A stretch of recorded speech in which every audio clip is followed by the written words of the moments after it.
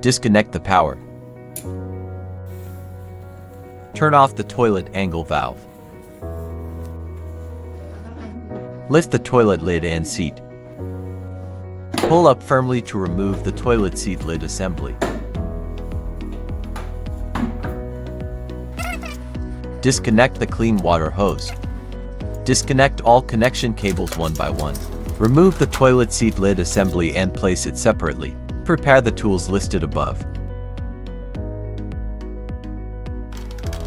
Unscrew the 4 screws on the base of the toilet seat lid assembly. Use a flathead screwdriver to pry open the rear cover clips. On the side of the cover plate, there are 2 screws. First, remove the decorative pad.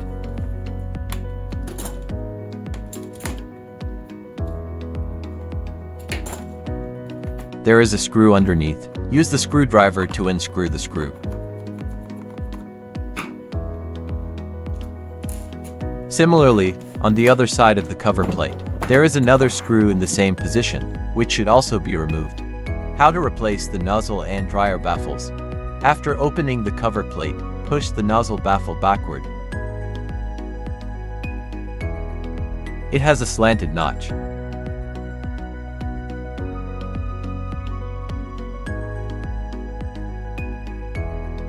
Repeat the demonstration. Separate and reinstall it. Follow these steps correctly. The dryer baffle is slightly different. It has a metal pivot shaft. You will need a flathead screwdriver or a utility knife.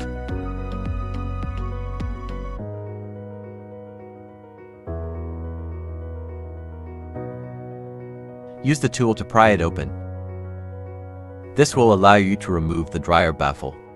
To reinstall it, first, place the dryer baffle. Then, insert the pivot shaft from the side. Finally, restore it to its original position.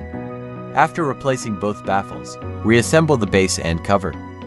Press it tightly. Once the base and cover are properly combined, screw in and secure the 4 screws in different positions. Additionally, there is a screw on the left and right sides of the seat. These must also be installed and tightened securely. Connect the battery cable. Connect the diverter valve cable. Make sure the arrows on the cables match. Connect the kick control cable.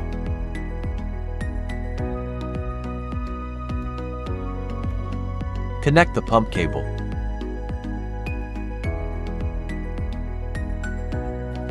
Reconnect the clean water hose. Finally, reinstall the toilet seat lid assembly.